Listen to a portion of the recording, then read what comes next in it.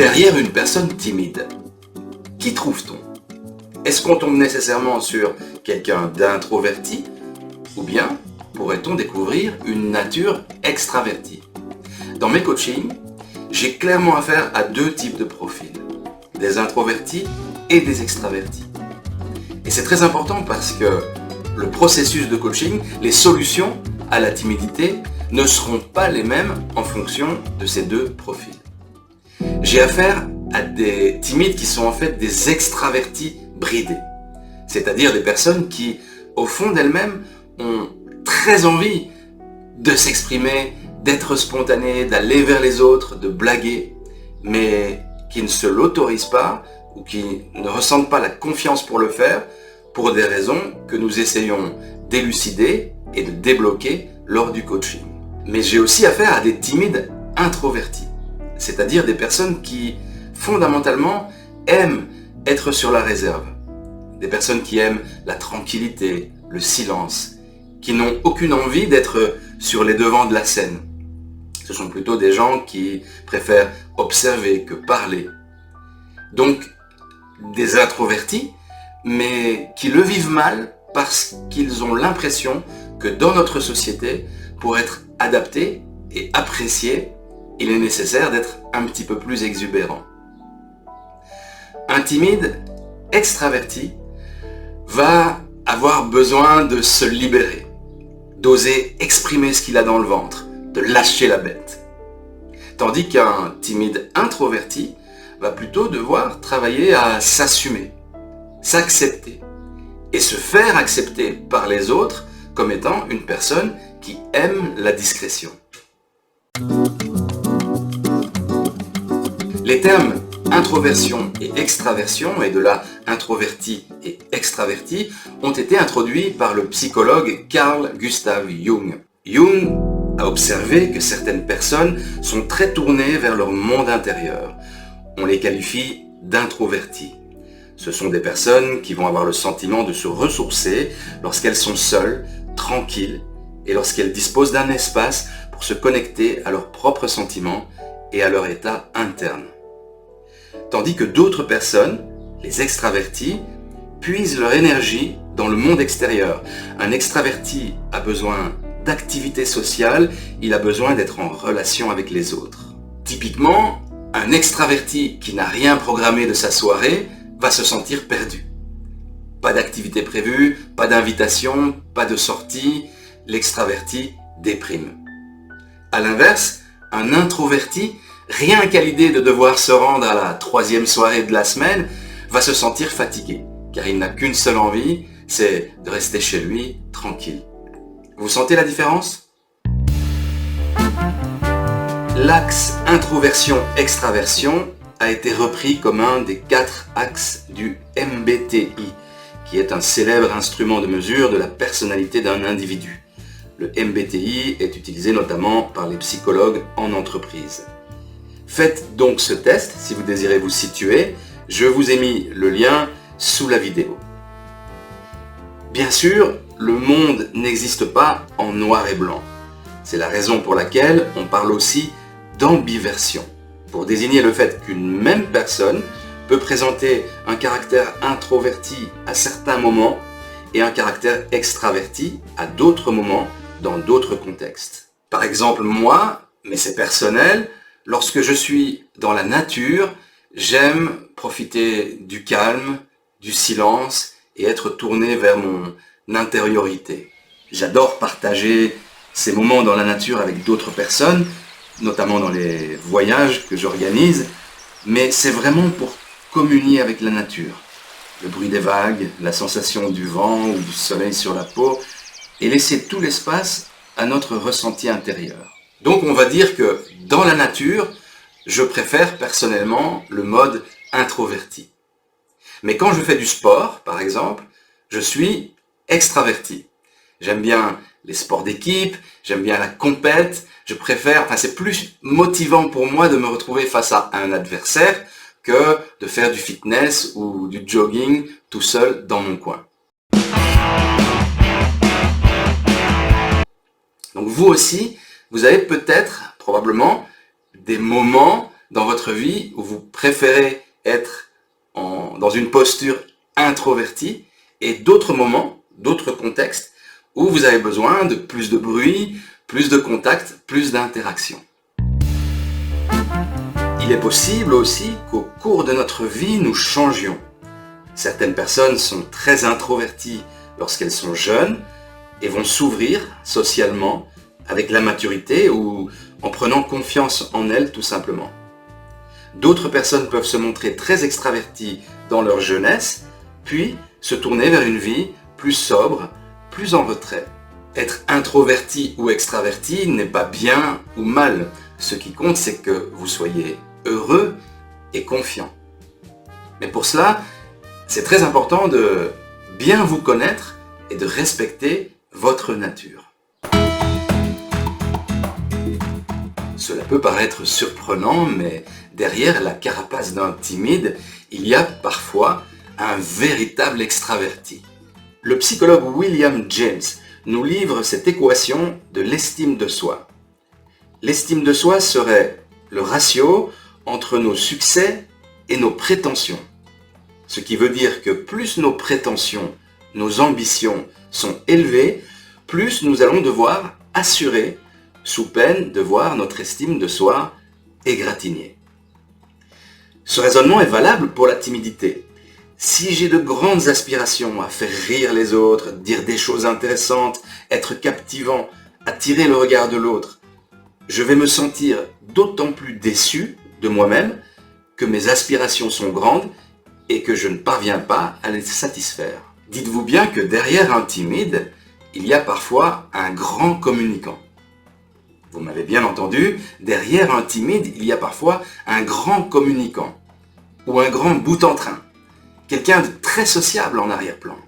Et c'est justement parce que nous ne parvenons pas à être à la hauteur de nos aspirations sociales que nous perdons confiance et que nous devenons timides.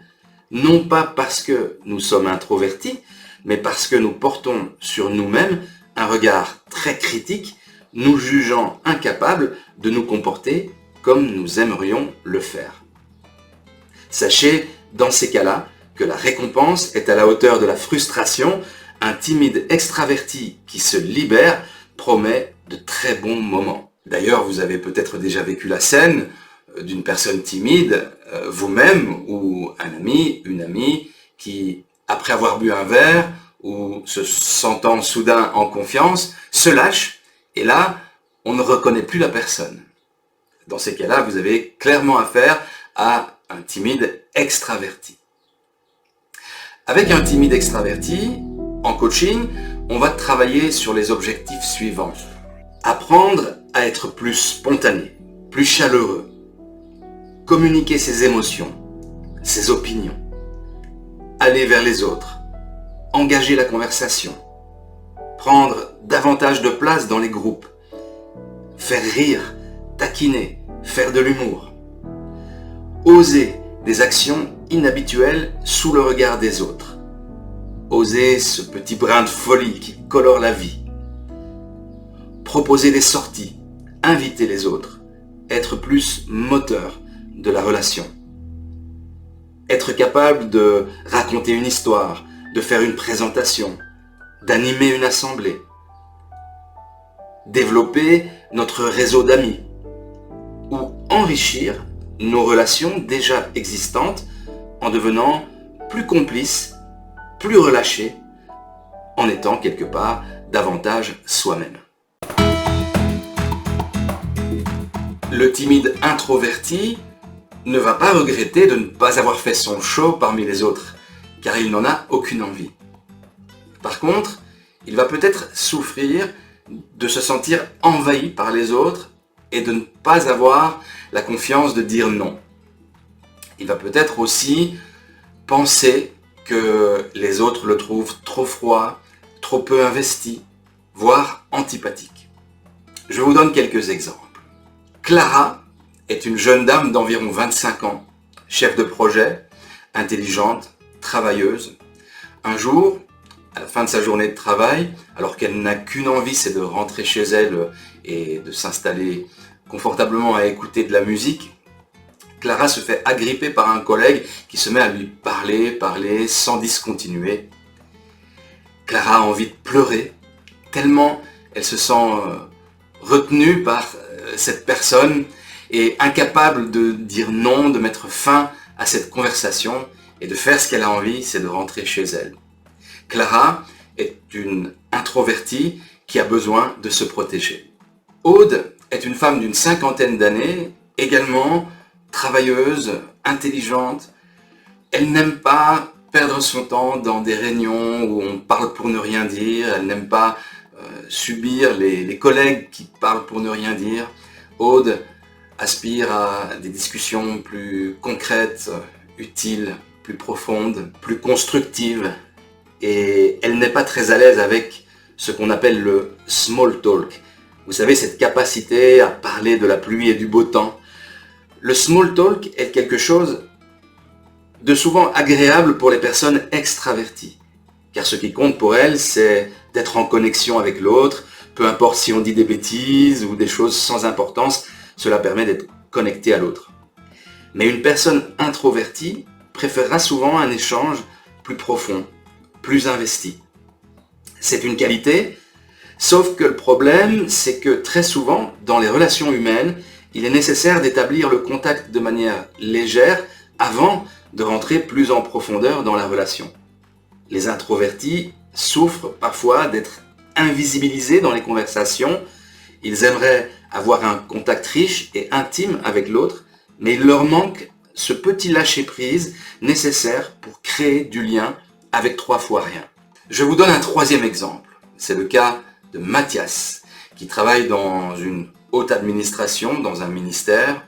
Mathias est quelqu'un de diplômé, cultivé, très investi dans des dossiers complexes, techniques. Mathias n'aime pas fanfaronner, pour utiliser sa propre expression. Mais il a l'impression que sa trop grande discrétion le freine dans sa carrière. Certains collègues, moins instruits que lui, attirent davantage l'attention et les promotions. Mathias est convaincu qu'il gagnerait à développer un petit peu plus d'extraversion pour réussir sa carrière professionnelle. L'idée ne serait pas de changer du tout au tout, mais de tempérer un peu sa trop grande tendance à rester dans l'ombre. Voici typiquement quelques objectifs que nous allons poursuivre lors du coaching d'une personne timide, introvertie. Accepter notre besoin de retrait et de discrétion. Changer notre rapport au silence. Ne plus se dévaloriser quand nous restons silencieux. Ajuster l'image de soi. S'accepter et s'aimer en tant qu'introverti. Ajuster le curseur comportemental. Être capable tout de même de s'ouvrir un minimum. S'autoriser à prendre la parole lorsque c'est souhaitable et nécessaire. Éviter d'être trop dans sa bulle. Rester présent à l'autre. S'entraîner à l'écoute active. Je vous renvoie à l'une de mes dernières vidéos. Se sentir légitime lorsqu'il s'agit de prendre sa place dans un groupe. Se sentir légitime lorsqu'il s'agit de se présenter ou de mettre en valeur nos qualités, nos réussites ou nos difficultés. Développer notre côté chaleureux, même si nous restons silencieux. Être chaleureux de manière non verbale, sourire. En coaching, on va aussi développer une confiance introvertie. Et bien sûr que la confiance peut être introvertie. D'ailleurs, quand on y pense, un Clint Eastwood dans Le Bon, la Brute et le Truand ou un Russell Crowe dans Gladiator, sont-ils de grands bavards? Clint Eastwood doit dire 5 phrases sur toute la durée du film. Bon, j'exagère un peu, mais il a une présence, un regard qui fait sentir qu'il observe, qu'il pense. Tel est le charisme de l'introverti.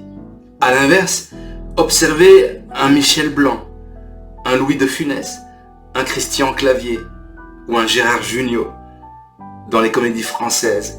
Ils n'arrêtent pas de gesticuler, de vociférer. Ce sont des anti-héros très extraverti. Attention, il ne faudrait pas que ce que je vous ai dit à propos du charisme ténébreux de Clint Eastwood vous fasse vous ranger au rayon des introvertis si vous êtes un extraverti. C'est vrai qu'un extraverti pourrait être tenté de se considérer comme introverti pour ne pas avoir à se déployer, pour rester dans sa zone de confort. Il arrive souvent aussi qu'une personne qui se croyait introvertie, à force d'habitude de rester en retrait, prenne goût au contact avec les autres en prenant confiance finalement.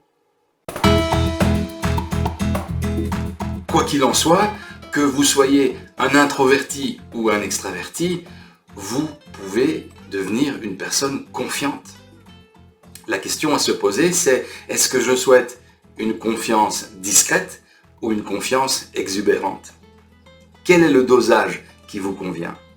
Si vous êtes un ou une extraverti, lâchez-vous, lâchez la bête.